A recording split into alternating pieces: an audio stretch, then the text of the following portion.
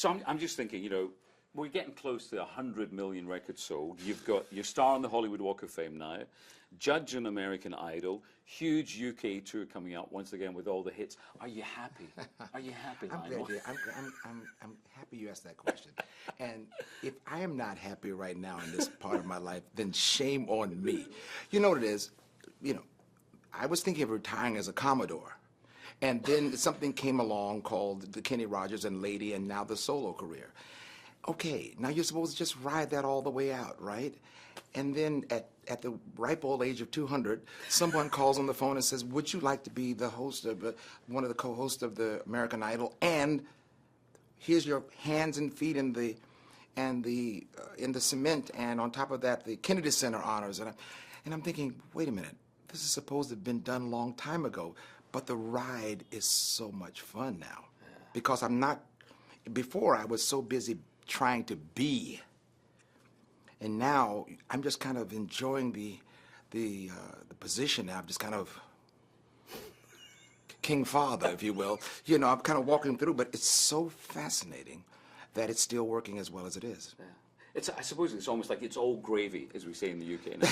Well, you know, I never take it for granted. I mean, this is Hollywood, young man. You know, no, the fact that they even give you a third chance at this. But you know what it is? I'm, for example, the shows now, for example. Glastonbury did something completely ridiculous. The third generation came along. And now they're at the show, dressed, they come to the show dressed like me in the 70s and 80s. So, and the tattoos, they have tattoos. Well, I'll give you all this information so you can show the pictures. There are people who put tattoos, that's me on their arm, permanently for life. Now, there's a point in my life where I go, I'm glad you're a fan, but there's a point where you go, really? I mean, you know, but they're having fun. I'm having fun. I come to the show, they sing every note, every song. So it's almost like if you can't enjoy this ride, shame on everybody. I mean, it's just too much fun. Was there ever a real time when you thought, no, I'm going to stop? Yeah, that was probably right after, let's say, the Olympics, right after. My father was ill, and I went through a very, I won't say a depression, but a massive depression, you know, because, you know, my dad was my hero, so I went through that whole period of my life, and then it was something about the birth of my kid. You know, Miles came along, and Nicole was already there, and I realized I had a group of people that were kind of looking up to me to be the head of the house. And I realized something else, something very terrifying. They didn't know what the hell I did for a living. So I figured at that particular point, let's go back and prove to the kids what I do. And so that was the incentive. And of course, I got back into it and realized this is what I should be doing. This is what I love doing. Are you at your happiest then when you're on the stage? Yes, I can honestly say that there are moments when I find myself truthfully at peace on stage because everything is organic. I mean, I know you might think it's rehearsed, but it is rehearsed. But after so many years, I know what that feels like. So I'm taking a breath for a moment. Once I step off of the stage, as I say to most people, most artists don't die on stage. It's what happens when you walk off the stage. And so with me, it's the same. I just find that it's something so rewarding to be out there. And then when you get off stage, now you have to figure out something to do. What do you do? Well, let me towel off here, guys. Sure. I'm sweating to death. Got a little powder?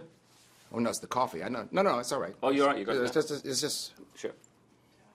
All right, I'm ready. No, I'm good. Calm down. At ease. No, it's the coffee. At ease. As long as it's not spritzy looking. Good. Yeah. All right, what was I saying? Yeah, so what we're saying, what do you do then? Truthfully, I'm so in love with just being home and hanging with friends and family. You know, a lot of times people think that you want to get off so you can go on vacation. I am on vacation. And in fact, what I do is I book a tour to go on vacation. Think about it. I mean, you know, you want me to check into a hotel, lie by the pool, and take selfies all day. I mean, that's not a vacation. Or you want to go, let's rent a house. Let's rent a house. And I'm now secluded from everybody. I like people. So I'm the first person that will walk down into the village and say, okay, who's here?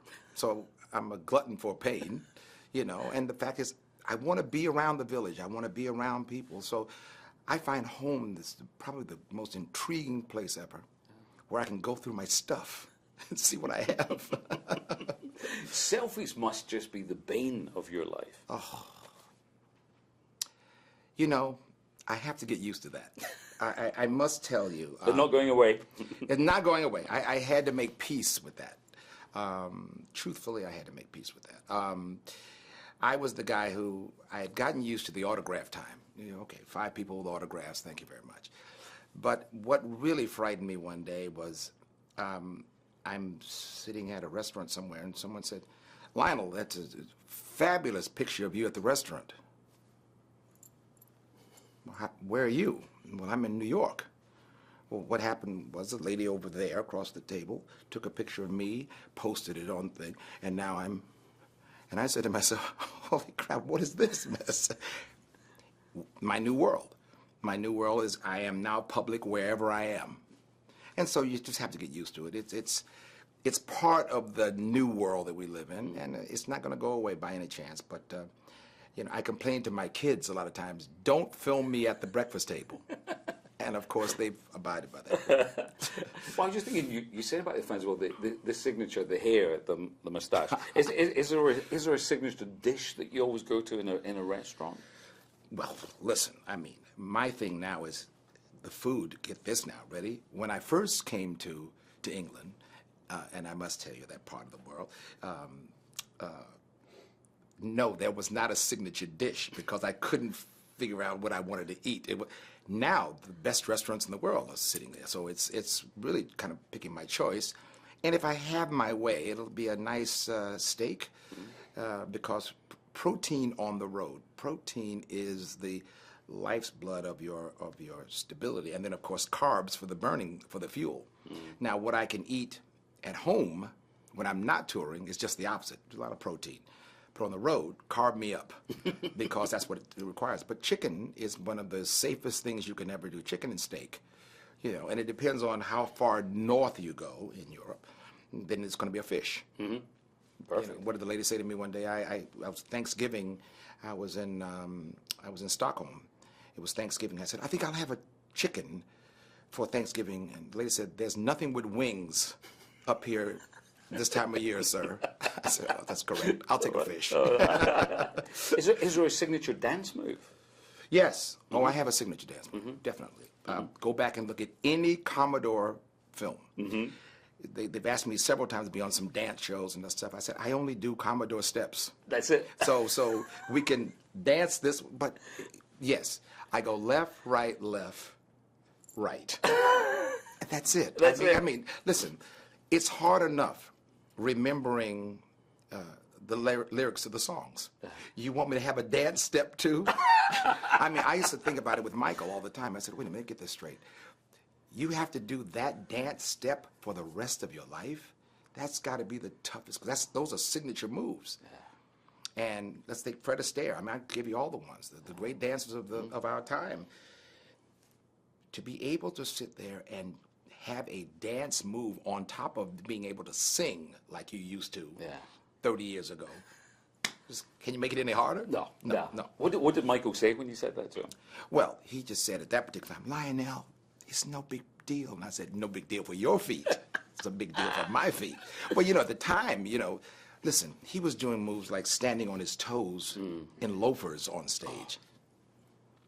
Okay? So, I mean, Michael and I went to see Baryshnikov one night here in L.A. It was a wonderful evening. He was there with the dance group. And after the show was over with, we happened to be backstage when he took his slippers off.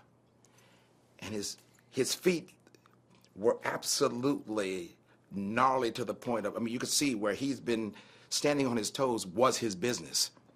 And I said, I don't want my feet to, not a dancer, not a dancer. Now, I want to talk about the tour, but I also want to do this with you, if I may, because I've been thinking about this, because you've written some of the classic songs of all time, right?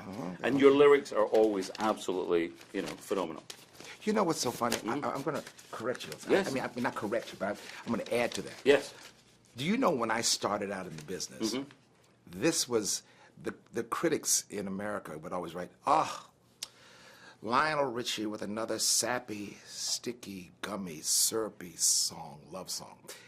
And then what happened was 10 years passed, 15 years passed. And now the same interviewers would come back to me and say, Lionel, do you have one of those classic love songs? And I said to them, you fell in love, huh? You know, as long to as your song. As long as you're single, you know, just come all that crap. You know, and all of a sudden, as soon as you fall in love, I love you are the only 3 words that anybody wants to hear. Done. Perfect.